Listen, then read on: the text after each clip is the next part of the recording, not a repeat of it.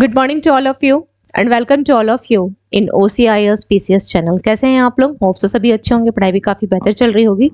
तो आज के हमारे इस करंट अफेयर सेशन में देख लेते हैं पूरे वीक के करंट अफेयर्स का हमें रिवीजन करना है कि पूरे वीक के हम लोगों ने जो भी पढ़ा है उसे हम लोग एक बार रिवीजन कर लेते हैं। और चूंकि मंडे टू सैटरडे क्या होती है, हम लोग कुछ नए पढ़ते हैं और संडे हम लोगों को रिवीजन एज मच एज करना चाहिए। मोस्ट इंपॉर्टेंट पार्ट होता है आपके सिलेबस का, जो कि इनडायरेक्ट रूप से होता है। तो चलिए देख लेते हैं आज की क्लास के कौन कौन से इंपॉर्टेंट MCQs हैं। चलिए फर्स्ट क्यूज है 14 अक्टूबर 2023 को भारत और श्रीलंका के बीच नौका सेवा कहां से कहां तक शुरू की गई है। ऑप्शन है नागपट्टिनम से कांके सतुराई, नागपट्टनम से तलाई मन्नार, रामेश्वरम से कांके संतराई, रामेश्वर से तलाई मन्नार। तो इसका राइट आंसर क्या हो जाएगा? ये कहां से कहां तक किया गया है? यह आपका नागपट्टनम से कांके संतुराई तक किया गया है। यह नागीपट्टनम कहाँ है? तो यह भारत के जो है सबसे लास्ट, ये भारत के अंतर्गत यह एक बंदरगाह और ये कांके संतुरम श्रीलंका का है। इसको ध्यान रखना है, श्रीलंका का है ये। ओके, अब इनके बीच से इससे सॉरी इस नौकायान से क्या होगा कि भारत का जो व्यापार है श्रीलंका के साथ साथ सिंगापुर के साथ करना भी आसान हो जाएगा। और ये तो हो गई। अब इसके अलावा ध्यान रखिएगा कि भारत और श्रीलंका के बीच में चूंकि जाफरा यूनिवर्सिटी है, उसके लिए भी भारत की तरफ से जो क्या किया गया है, सहयोग किया गया है। नाउ तो इसका आंसर हो गया A. Come to the next question. 54th भारत अंतर्राष्ट्रीय फिल्म महोत्सव में Satyajit Ray lifetime achievement पुरस्कार से किसे सम्मानित किया जाएगा? ओके, यहाँ पे एक वर्ड जो मिस्टेक है, ये है सम्मानित किया जाएगा। ओके, सम्मानित किया जाएगा ये है। तो इसका राइट आंसर क्या हो जाएगा? ऑप्शन ए दिया गया है Willard Carroll Smith, Denzel Hayes Washington, C Michael Douglas and D Al Pacino. Okay, चलिए तो इसका राइट आंसर हो जाएगा माइकल डगलस। इन्हें Satyajit Ray lifetime achievement पुरस्कार से सम्मानित किया गया है। यह केवल एक बोल सकते हैं कि ये जो आपके हैं ये हॉलीवुड केवल स्टार ही नहीं है, इसके अलावा ये एक फिल्म निर्माता भी हैं। अगर बात की जाए Satyajit Ray lifetime achievement पुरस्कार की, तो इसको स्टार्ट कब से किया गया है? इसे 1999 से इसे दिया जाता है। 1999 से इसको दिया जा रहा है। और ये कौन सा क्रम था? 54th रहा है भारतीय अंतर्राष्ट्रीय फिल्म महोत्सव में Satyajit Ray lifetime achievement award से माइकल डगलस को जो है इसको सम्मानित किया गया है। Now come to the next. किस राज्य सरकार ने प्रोजेक्ट नीलगिरी तहर को लॉन्च किया है? प्रोजेक्ट नीलगिरी तहर आप इमेज में देख रहे हैं। तो ऑप्शन दिया गया है उड़ीसा सरकार, कर्नाटक सरकार, तमिलनाडु सरकार, महाराष्ट्र सरकार। तो इसका राइट आंसर क्या हो जाएगा? तमिलनाडु सरकार के द्वारा प्रोजेक्ट नीलगिरी। देखिए, किसी भी प्रोजेक्ट को अगर लाया जाता है, सपोज कोई प्रोजेक्ट है और अगर आपका पशु से संबंधित है, तो जाहिर सी बात है कि उसकी जो संख्या है विलुप्त होने के कगार पे, कम होने के कगार पे, इसके लिए उसके संरक्षण के लिए किसी प्रोजेक्ट को लॉन्च किया जाता है, खास करके पशुओं के संबंध में। तो यहाँ पर अगर देखा जाए प्रोजेक्ट नीलगिरी, जो कि कहाँ पर मोस्टली पाया जाता है, तो पश्चिमी घाट में यह पाया जाता है। इसे तमिलनाडु का राष्ट्रीय पशु भी बोला गया है। तमिलनाडु का राष्ट्रीय पशु, सॉरी तमिलनाडु राज्य का इसको राज्य पशु घोषित किया गया है। राज्य पशु, ओके, राज्य पशु इस भी इसे घोषित किया गया है तमिलनाडु राज्य का। ओके, और ये कहां पाया जाता है? तो मेनली यह पश्चिमी घाट में पाया जाता है। पश्चिमी घाट के कुछ ऐसे क्षेत्र है जहां यह पाया जाता है। अब बात आती है कि इसको क्या किया गया था कि लुप्त प्राय जो रेड लिस्ट, जो रेड सूची जो जारी की जाती है, रेड बुक जो जारी किया जाता है, उसके अंतर्गत इसको एक लुप्त प्राय श्रेणी की लिस्ट में रखा गया है। किस में रखा गया है? लुप्त प्राय, यानी यह लुप्त होने के कगार पे थी, इसलिए इसको इसके बचाव के लिए, इसके संरक्षण के लिए प्रोजेक्ट नीलगिरी तहर को लॉन्च किया गया है। नाउ लुप्त प्राय श्रेणी में इसको रखा गया है। और अगर बात की जाए वर्तमान में जो WWF इंडिया जो रिपोर्ट जारी की गई, उसके तहत बोला क्या गया, 2015 में रिपोर्ट आई थी, इसके अंतर्गत बोला गया था कि करीब 3122 समथिंग जो है आपके नीलगिरी जो है अभी वर्तमान में है। तो अब इनकी संरक्षण की आवश्यकता है। Now come to the next. Tamil Nadu के CM कौन है? MK स्टालिन, ध्यान रखिएगा। Now come to the next. 12 अक्टूबर को वर्ष 2022 के प्रतिष्ठित 32वें सरस्वती सम्मान से किसे सम्मानित किया गया है? अनुराधा रामानंद, मुक्त श्रीनिवासन, जानकी विश्वनाथ, शिव शंकरी। तो राइट आंसर क्या हो जाएगा इसका? डी, शिव शंकरी को किया गया है सम्मानित। 32वां सरस्वती सम्मान शिव शंकरी को किस लिए दिया गया है? तो इनके तमिल भाषा के लिए। एक्चुअली ये होता क्या है, जो सरस्वती सम्मान है तो आपके 8वीं अनुसूची में करीब 22 भाषाओं को जो शामिल किया गया है, उनमें से किसी एक भाषा के लिए जो है सरस्वती सम्मान जो है दिया जाता है, जिस एक भाषा में लगातार 10 वर्षों तक कार्य किया गया हो। तो इनको शिव शंकरी को दिया गया है आपकी तमिल भाषा के लिए। तमिल भाषा में कौन सी इनकी बुक है? तमिल भाषा में इनका है सूर्य वसम। ओके, वसम, इसके लिए इनको दिया गया है, सूर्य वंशम के लिए इनको दिया गया है। ओके, चलिए, सरस्वती सम्मान जो इसकी स्थापना कब से की गई है? 1991 से। किसके द्वारा? के बिरला फाउंडेशन।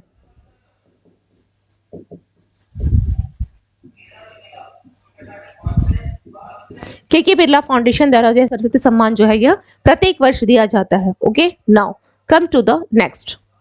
एनिमेटेड सीरीज है क्रिस, ट्रिश और बाल्टी बॉय।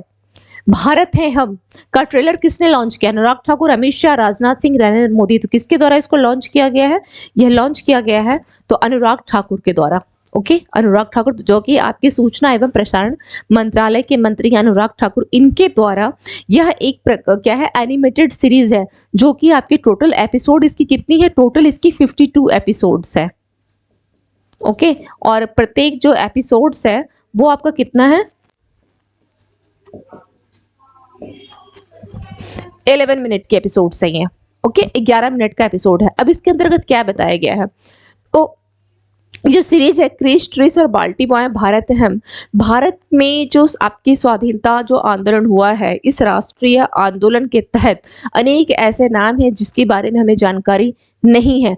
तो उन्हीं नामों को आज के युवाओं को बताने के लिए कि उस स्वाधीनता आंदोलन में किन किन भारतीयों का योगदान रहा है, उन्हीं नामों के बारे में जानकारी देने के लिए कि आज के युवा उससे क्या हो, अवगत हो सके। तो जिसके कारण इसे एक एनिमेटेड सीरीज के रूप में दिखाया जा रहा है, जिसमें 52 एपिसोड्स जो है शामिल किए गए हैं। ओके, चलिए, जैसे इसमें कुछ नाम आप देख ले तो तिलका मांझी हो गया, रानी अंबिका हो गया, पद्मावती हो गई, ऐसे कुछ अनेक ऐसे आपको नाम मिलेंगे जिसके बारे में इनको बताया जा रहा है। यह किस किस दूरदर्शन पे अवेलेबल है? इसके अलावा नेटफ्लिक्स और अमेजन प्राइम वीडियो पर भी यह अवेलेबल है। Now come to the next. L'Oreal's का एम्बेसडर के रूप में किसे नियुक्त किया गया है? ऑप्शन है नीरज चोपड़ा, मनप्रीत सिंह, मीराबाई चानू, लवलीना बोरगोहान। तो राइट आंसर क्या हो जाएगा? नीरज चोपड़ा को लॉरियल्स का एम्बेसडर के रूप में नियुक्त किया गया है।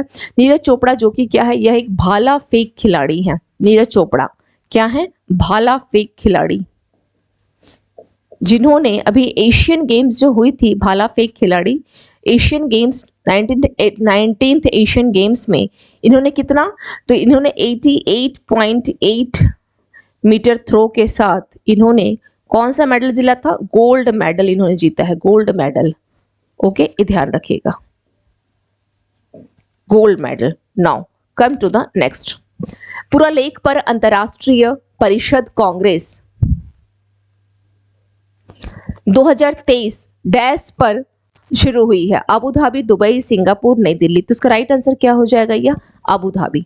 ओके, पुरालेख पर अंतरराष्ट्रीय परिषद जो है कांग्रेस का कहाँ शुरू किया गया है? तो यह अबू धाबी में शुरू किया गया है। ओके, चलिए, और इसकी थीम क्या थी? समृद्ध ज्ञान समाज।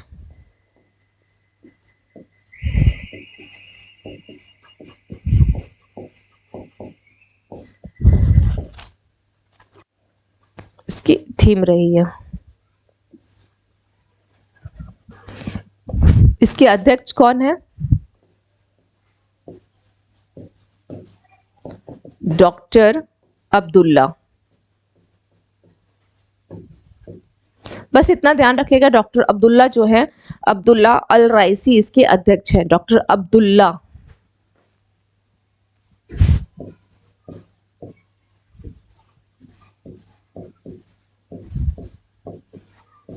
इसके अध्यक्ष डॉक्टर अब्दुल्ला अल राइसी। ओके, अब होता क्या है कि पूरा लेख यानी जो पुरातत्व जो लेख है, जो पुराने लेख है, उस पर यह एक सम्मेलन जो है इंटरनेशनल जो है आपको कॉन्फ्रेंस जो है उसको आयोजित किया गया है।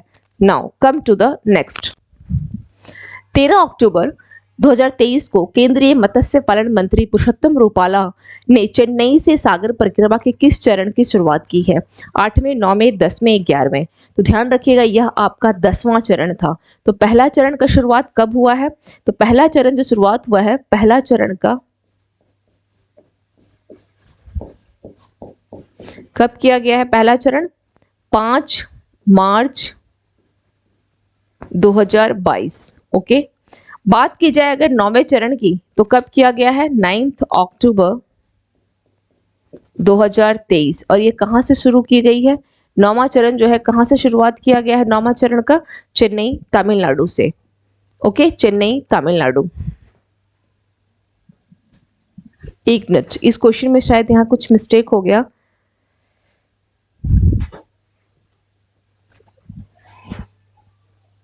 तेरह अक्टूबर को केंद्रीय मत्स्य पालन मंत्री पुरुषोत्तम रूपाला चेन्नई से सागर परिक्रमा के किस चरण की शुरुआत की है?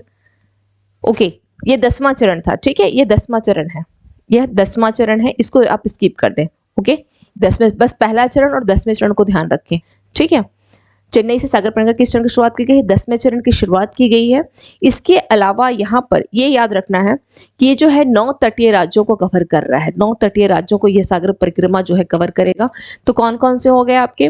तो आपका गुजरात, गोवा, कर्नाटका, तमिलनाडु, केरल, इसके अलावा पुडुचेरी, अंडमान एंड निकोबार, आंध्र प्रदेश, ये सभी जो है राज्य और केंद्र शासित प्रदेश इसमें शामिल हैं। करीब 4115 किलोमीटर की यह जो है यात्रा पूरा कर रहा है। कितने किलोमीटर की है इसकी है परिक्रमा? 4115 किलोमीटर की। ओके, इतनी किलोमीटर की है जो है परिक्रमा है आपकी। ओके, नाउ जो पहला चरण है इसको आरंभ किया गया था मांडवी, गुजरात से। इसको भी यहाँ पे एक बार लिख ले। पहला चरण कहां से स्टार्ट किया गया था? मांडवी, गुजरात से।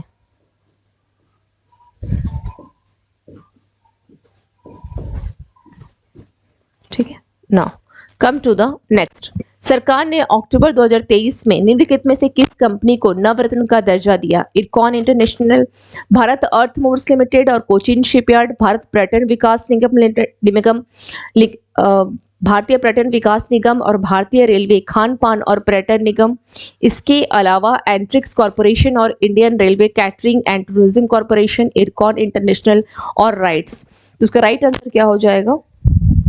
इरकॉन इंटरनेशनल और राइट्स को क्या दिया गया है? इसको नवरत्न का दर्जा दिया गया है। अब तक टोटल 14 नवरत्न थे। कब तक कितने थे? 14 नवरत्न थे। ये आपका इरकॉन जो है यह 15th नवरत्न हो गया और राइट्स जो है यह आपका 16th नवरत्न है।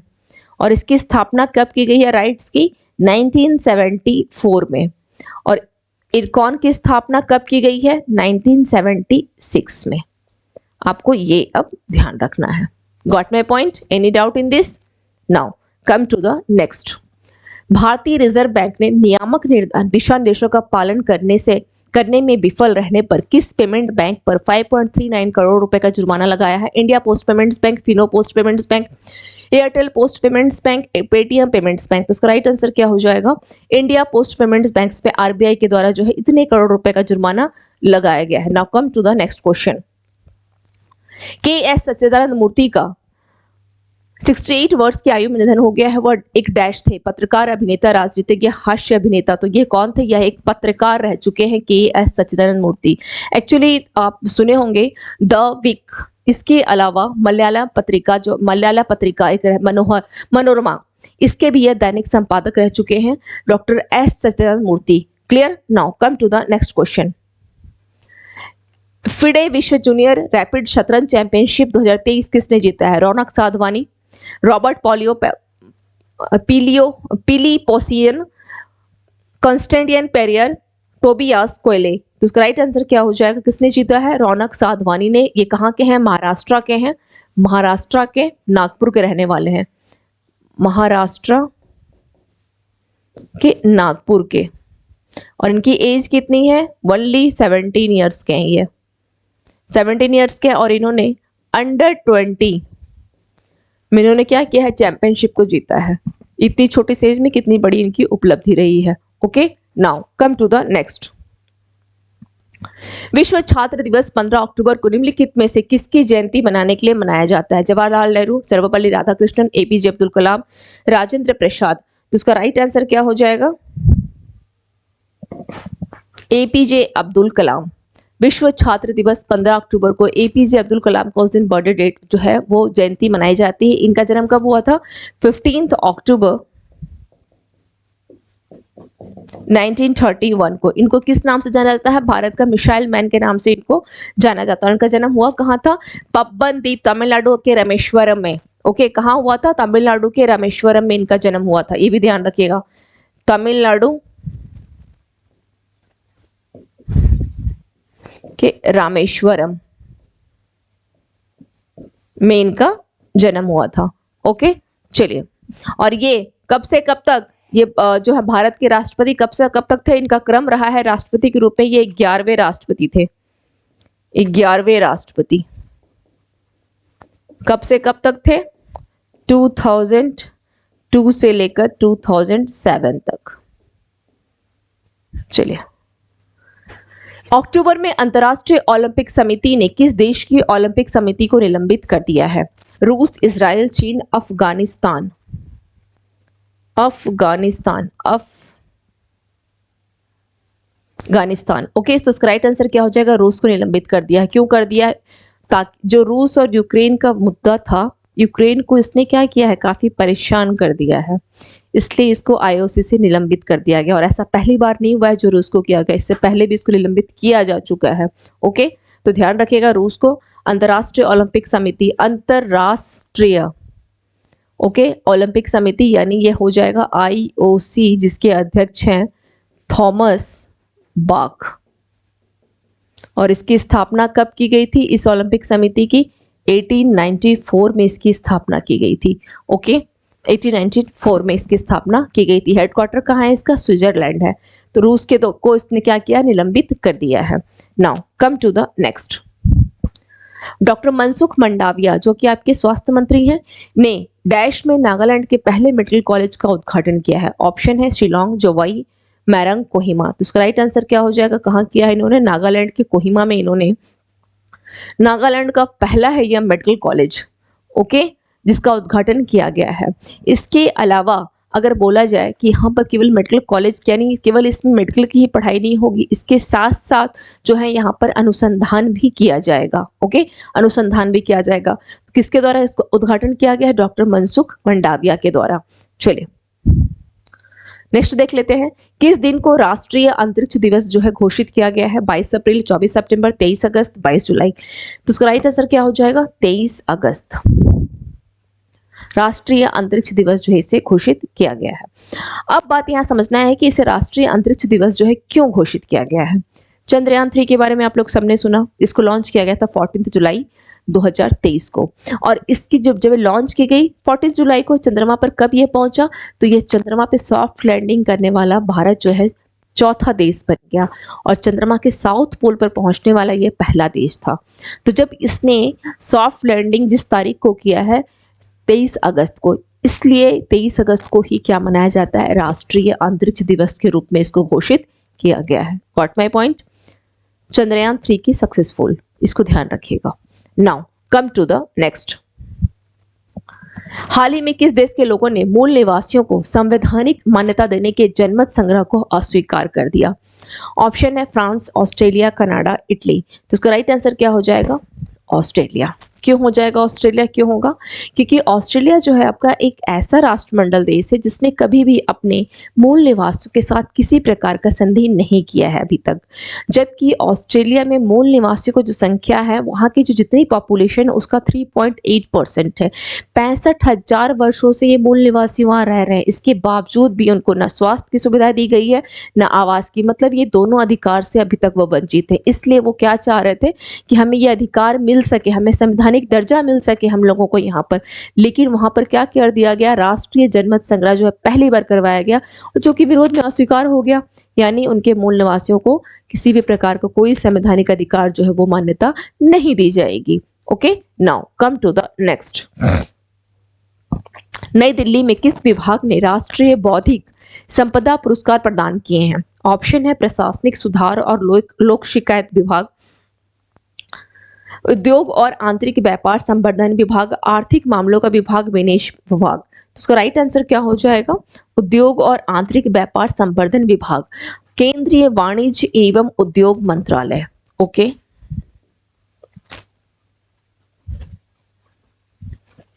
सबसे पहले यहां पे लिखे केंद्रीय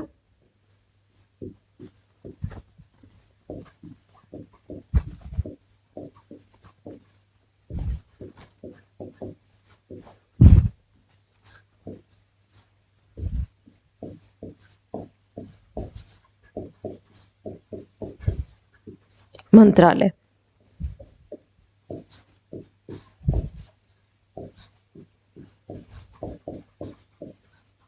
चले, अब यहां ध्यान रखिएगा कि केंद्रीय उद्योग एवं वाणिज्य मंत्रालय का जो विभाग है, उस विभाग, कौन सा विभाग है उसका? उद्योग और आंतरिक व्यापार संवर्धन विभाग। ये किसका है?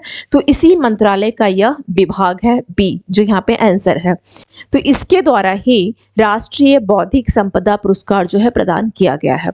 अब बात आती है कि इस विभाग के, इस मंत्रालय के मंत्री कौन है? तो कौन है? पीयूष गोयल। अब यहाँ पे एक ही इंपॉर्टेंट पॉइंट आप यहाँ से लिख रहे हैं, वेरी वेरी इंपॉर्टेंट है, कि वैश्विक नवाचार सूचकांक, वैश्विक नवाचार यानी इनोवेशन जो इंडेक्स है, इस इंडेक्स में अगर बात की जाए तो भारत की जो रैंकिंग थी 2014 में कितनी थी?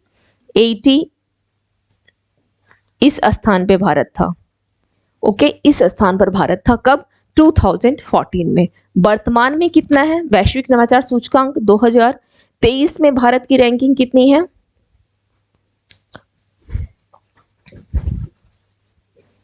40th हो गई है, 40th हो गई है इसमें, यानी इतने अंकों का इसमें सुधार किया गया है। ओके, अब बात आती है कि राष्ट्रीय बौद्धिक संपदा जो पुरस्कार है, यह 2021 एंड 2022 इन दोनों वर्षों के लिए किसको दिया गया है? तो आईआईटी मद्रास को दिया गया है। आईआईटी मद्रास, जिसे national institute of ranking framework पर यह नंबर 1 पोजीशन पर है। इसकी सेकंड पोजीशन पर अगर बात की जाए तो आईआईटी दिल्ली है, एंड थर्ड पोजीशन पर आपका आईआईएससी यानी Indian institute of science Bengaluru है। ये बिल्कुल ध्यान रहेगा, ये इंफॉर्मेशन इसके रिगार्डिंग जो है आप लोग बिल्कुल याद रखिएगा। आईआईटी मद्रास एनआईआरएफ रैंकिंग में 1 पर है।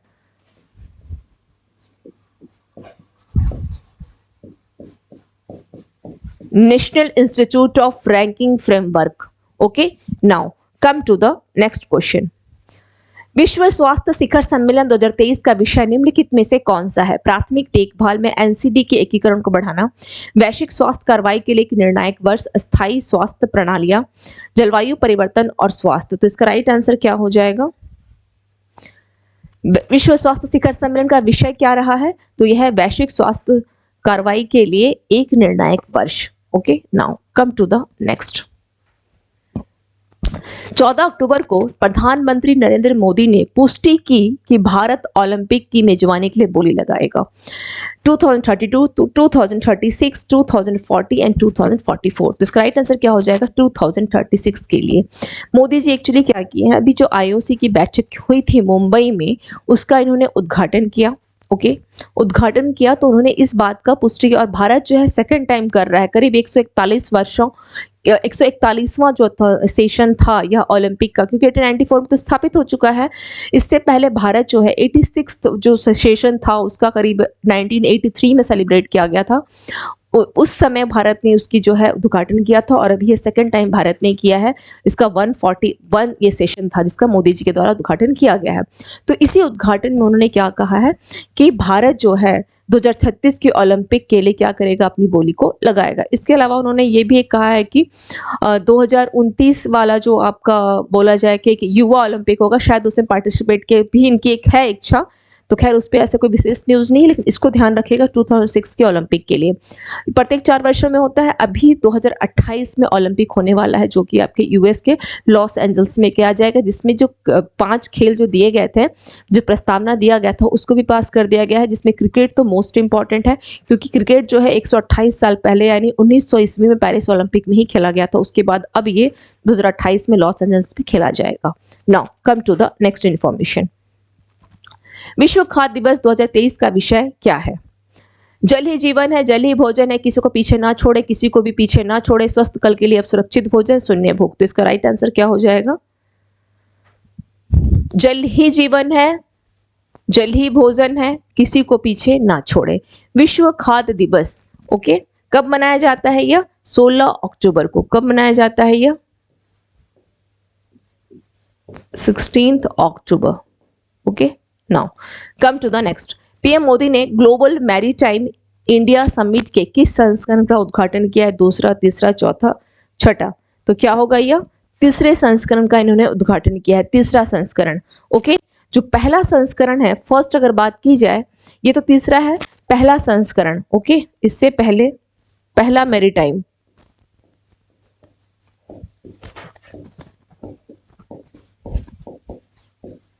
2016 में कहाँ आयोजित किया गया था? यह मुंबई में। ओके, और जो दूसरा है वो कहाँ किया गया था? दूसरा मैरीटाइम 2021 में, लेकिन ये वर्चुअली किया गया था। ओके, क्योंकि कोरोना वगैरह का चक्कर था, तो इस चक्कर में इसको डिजिटली किया गया था 2021 में। एंड थर्ड है आपका ये जो कि 2023 में कहाँ किया गया है? तीसरा है जो कि मुंबई में किया गया है। तीसरा वाला भी कहाँ किया गया है? यह भी मुंबई में। तो पहला और तीसरा मुंबई में किया गया है, ग्लोबल मैरीटाइम इंडिया। और ये ध्यान रखिएगा कि सबसे बड़ा ये सागर जो है परियोजना है आपका। Okay, now come to the next. Ecuador के अब तक के सबसे कम उम्र के राष्ट्रपति कौन बनेंगे? Daniel Noboa, Luis Gonzalez, Rafael Correa, Lenin Moreno. तो राइट आंसर क्या हो जाएगा? डैनियल नोबोआ इक्वाडोर के सबसे कम उम्र के राष्ट्रपति यह बनेंगे। केवल 17 महीने के लिए राष्ट्रपति बन रहे हैं, ओनली कितने? 17 मंथ्स के लिए, 17 मंथ्स के लिए। ओके, इक्वाडोर जो कि लैटिन अमेरिका में एक ऐसा ये चौथा देश है जहाँ की आत्महत्या की घटना जो, जहाँ की हत्या की घटना, आत्महत्या तो नहीं, चौथा देश है जहाँ की सबसे अधिक क्या होती है? फोर्थ कंट्री है, फोर्थ कंट्री सबसे अधिक यहाँ क्या होती है? हत्या।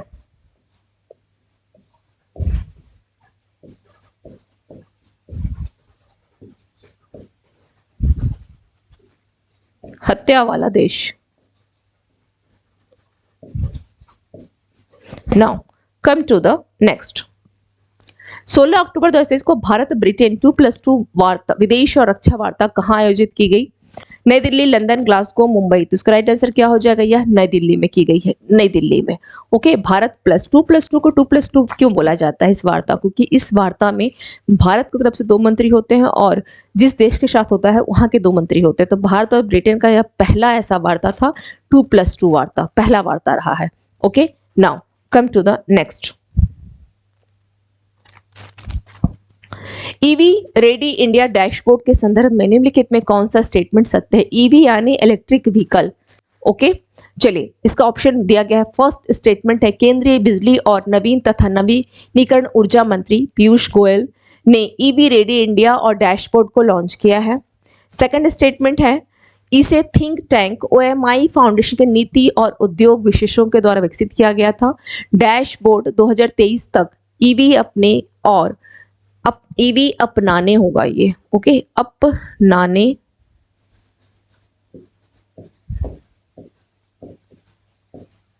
और संबंधित बैटरी मांग पर पूर्वानुमान दिखाता है। इसमें बताना है कि कौन सा स्टेटमेंट सही है। केवल 1 और 2, केवल 2 और 3, केवल 1 और 3, 1, 2 और 3। तो इसका राइट आंसर क्या हो जाएगा? केवल 2 और 3, B is your right answer. 1 क्यों नहीं होगा? क्योंकि यहाँ जो ऊर्जा मंत्री दिया गया है पीयूष गोयल, ये रॉन्ग है। यहाँ पे क्या होगा? RK Singh, RK Singh. Okay, now come to the next question. Goa काजू को जीआई टैग दिया गया है। काजू को गोवा में डैश के द्वारा लाया गया था। डच, फ्रेंच, ब्रिटेन, पुर्तगाली। तो इसका राइट आंसर क्या हो जाएगा? पुर्तगालियों के द्वारा लाया गया था। कब? 16th, यानी हम कह सकते हैं इसको 16th सेंचुरी, यानी 5th। ओके, इस समय में लेकर आया गया था। नेक्स्ट है, निम्नलिखित में से कौन आईएसओ प्रमाणन प्राप्त करने वाला भारत का पहला महिला पुलिस स्टेशन बन गया है? ए भोपाल महिला थाना, इंदौर महिला थाना, जबलपुर महिला थाना, कानपुर महिला थाना। तो इसका राइट आंसर क्या हो जाएगा? भोपाल महिला थाना। चूंकि यह आईएसओ प्रमाणन प्राप्त करने वाला भारत का तो पहला है, लेकिन अगर बात की जाए एमपी का, तो भोपाल का यह दूसरा है। भोपाल का यह दूसरा है। इससे पहले अगर बात की जाए तो भोपाल में कौन सा रहा है? इससे पहले अगर भोपाल के लिए बात की जाए तो मिसरौद थाना। ओके, मिसरौद थाना जो है पहला है, मिसरौद थाना। यह भारत का कौन सा है? भारत के लिए पहला कौन सा हो गया? भोपाल महिला थाना। लेकिन बात की जाए अगर भोपाल का दूसरा कौन सा है, तो भोपाल के लिए दूसरा हो गया। कैसे? पहला तो मिसरौद थाना हो गया, दूसरा भोपाल महिला थाना हो गया। अब इसके अलावा यहाँ पर जो है क्यों इनको दिया गया आईएसओ के तहत प्रमाण पत्र? क्योंकि उन्होंने इंफ्रास्ट्रक्चर में बहुत काम किए हैं, जैसे बच्चों के लिए झूला घर बनाना, जो मतलब कुछ महिलाएं जो बच्चों को फीडिंग कराती हैं, दूध पिलाती हैं, उनके लिए एक अलग कक्ष बनाना। इसके अलावा 5 शौचालय का निर्माण किया गया है। तो इन सभी इंफ्रास्ट्रक्चर पे काम करने के लिए इसको आईएसओ प्रमाण पत्र दिया गया है। और ये कितने साल के लिए वैलिड है? ये 3 साल के लिए दिया जाता है, 3 इयर्स के लिए। नेक्स्ट, संयुक्त राष्ट्र में भारत के अस्थायी प्रतिनिधि के रूप में किसे नियुक्त किया गया है? रणजीत कुमार सिंह, अखिलेश शर्मा, अर्दिम बागची, राजीव कुमार। सो राइट आंसर क्या हो जाएगा? अर्दिम बागची। ये क्या है? ये आईएफएस अधिकारी, मिनिस्ट्री ऑफ एक्सटर्नल अफेयर्स में प्रवक्ता रह चुके हैं।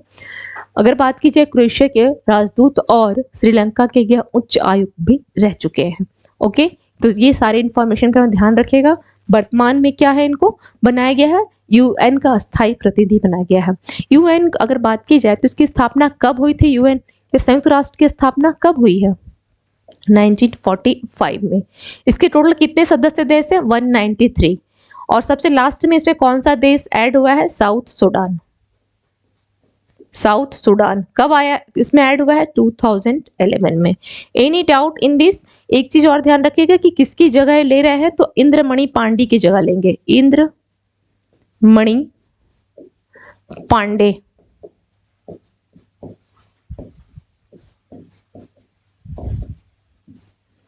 का स्थान लेंगे।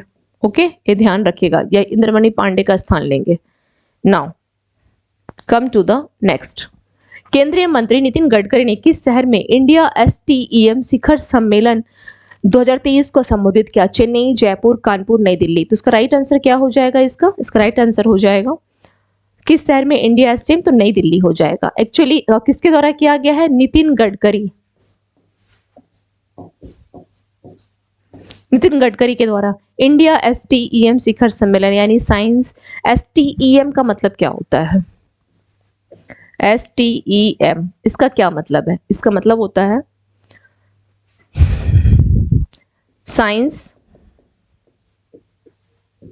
टेक्नोलॉजी, इंजीनियरिंग एंड मैथमेटिक्स, ये हैं इसके मतलब। तो बोला गया है इस शिखर सम्मेलन का क्या किया गया है? संबोधित किया गया है, इसमें नई दिल्ली में इसका आयोजन किया गया है। इस क्षेत्र से अगर देखा जाए वर्तमान में भारत में, तो सबसे अधिक ग्रेजुएट जो है वो इसी क्षेत्र से हैं। और लड़कियों की संख्या अगर यहाँ करीब 57% है, तो अगर लड़कों से लड़कियों की तुलना की जाए तो लड़कों का कितना है? 85% है जो ग्रेजुएट हैं इस फील्ड में। तो इनको और क्या करना है? इनको जैसे अभी क्या होता है, अगर इस क्षेत्र से ग्रेजुएट है, साइंस है, टेक्नोलॉजी है, इंजीनियरिंग है, मैथमेटिक्स है, संख्या तो बहुत है लेकिन बेरोजगारी उतनी चरम सीमा पर है, इसलिए इस शिखर सम्मेलन का आयोजन जो है यह किया गया है। Now come to the next. New Zealand का अगला प्रधानमंत्री कौन होगा? Jacinda Ardern, Helen Clark, Jim Bolger, Christopher Luxon. तो इसका राइट आंसर क्या हो जाएगा? Christopher Luxon. ओके, न्यूजीलैंड का अगला प्रधानमंत्री, इनका क्रम कौन सा होगा? 38 PM होंगे, 38 PM होंगे। वर्तमान में कौन है? क्रिस हिपिकंस है। वर्तमान में कौन है? क्रिस हिपिकंस।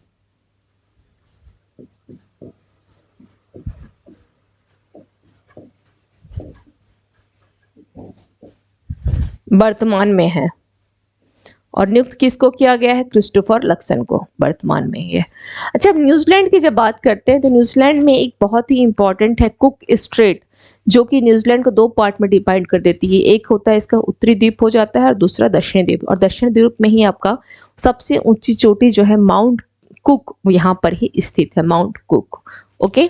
और इसका सबसे पड़ोसी अगर बोला जाए तो कौन सा देश है? ऑस्ट्रेलिया इसका सबसे पड़ोसी देश है। वर्तमान में भारत के साथ इसका संबंध कैसा है? तो भारत और न्यूजीलैंड के बीच में एफटीए साझा करता है, यानी फ्री ट्रेड एग्रीमेंट, मुक्त व्यापार समझौता जो यह साझा करता है। Now come to the next. 17 अक्टूबर को वेब पोर्टल अपना चंद्रयान किसने लॉन्च किया है? अमित शाह, जितेंद्र शाह, हरदीप सिंह पुरी, धर्मेंद्र प्रधान। तो ये लॉन्च किया गया है धर्मेंद्र प्रधान, जो कि हमारे शिक्षा मंत्री हैं। अपना चंद्रयान एक वेब पोर्टल लॉन्च किया गया है।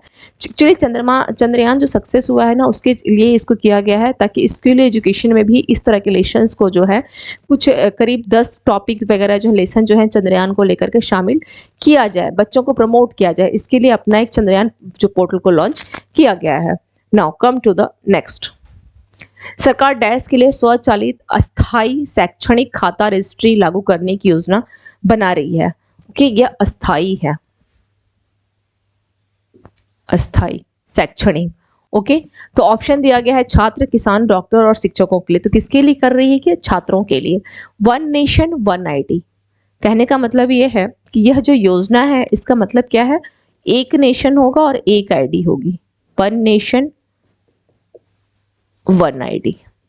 आधार कार्ड के अतिरिक्त है ये। ओके, ये आधार कार्ड के अतिरिक्त है, इसके फीचर को ध्यान रखिएगा।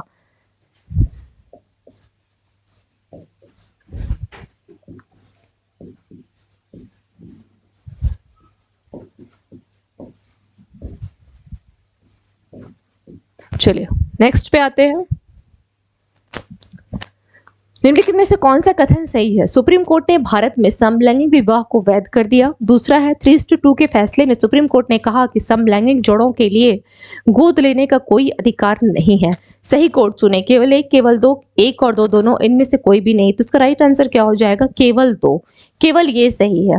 फर्स्ट स्टेटमेंट सही नहीं है क्योंकि समलैंगिक विवाह को वैध ये गलत है, वैध नहीं किया गया, इसको अस्वीकार कर दिया गया है भारत में। समलैंगिक जो है वो भारत में उनके बारे में क्या दिया गया है कि वो साथ तो रह सकते हैं लेकिन उनके विवाह को कानूनी मान्यता नहीं दी गई है। 2023 में यानी अब तक पूरे विश्व में 34 ऐसे देश हैं जो कि समलैंगिक विवाह को मान्यता दे चुके हैं। और 1 जनवरी 2024 से एस्टोनिया जो है आपका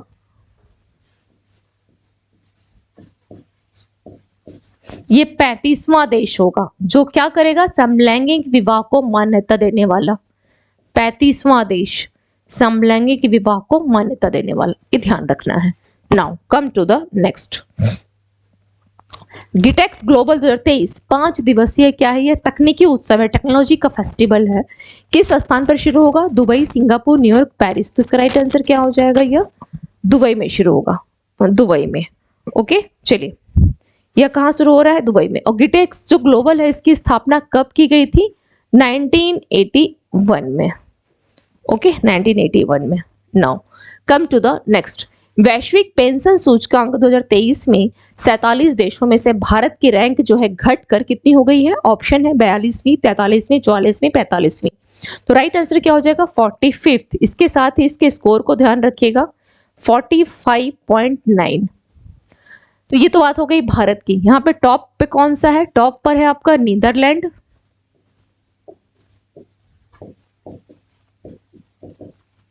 दूसरा है आपका आइसलैंड,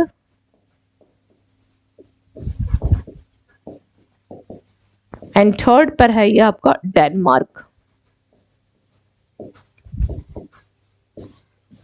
चलिए नेक्स्ट देख लेते हैं क्या है।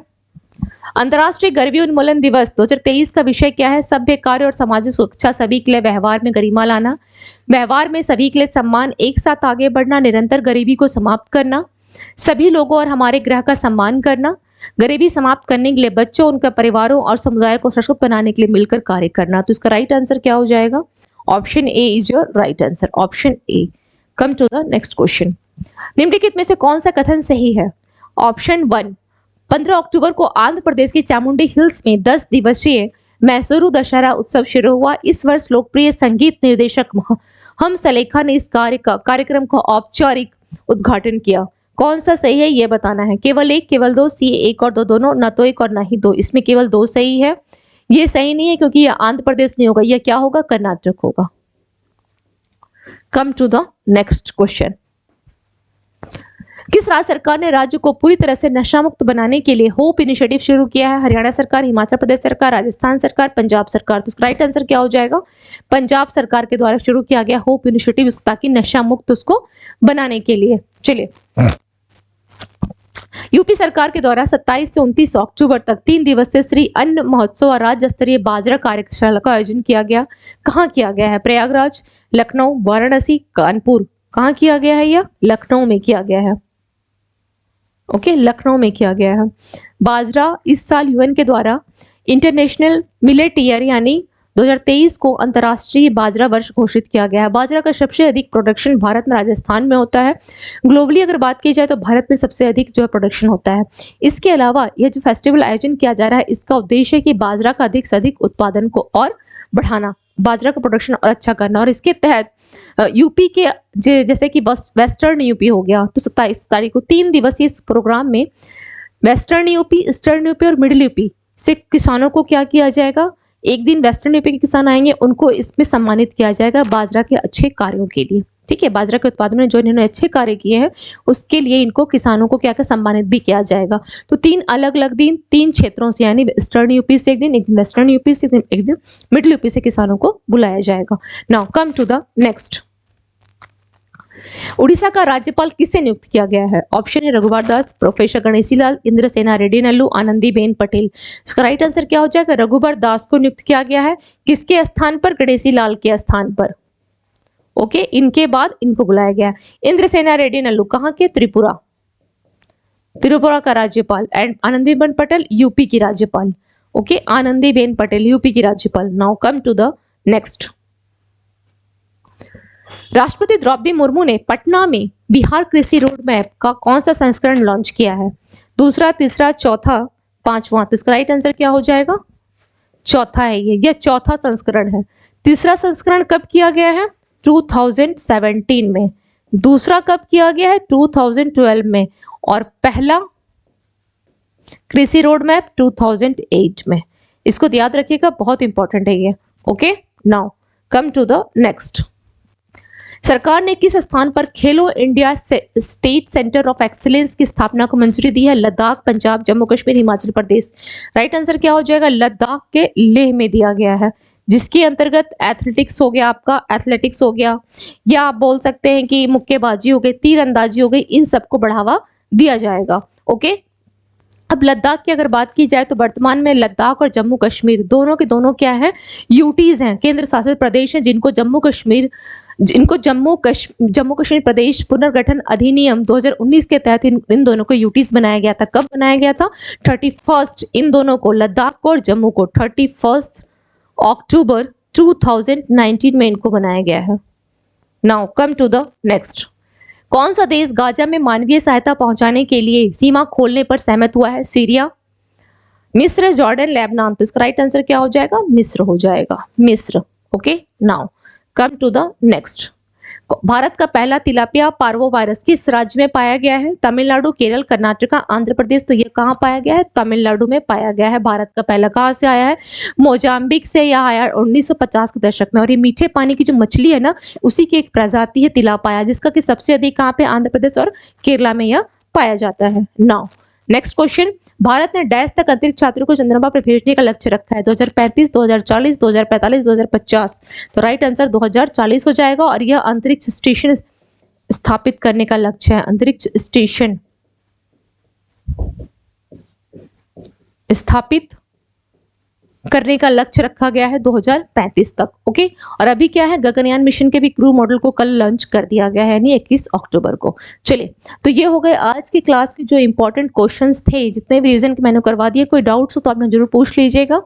तो मिलते हैं फिर tomorrow morning. Thank you to all of you and have a nice day.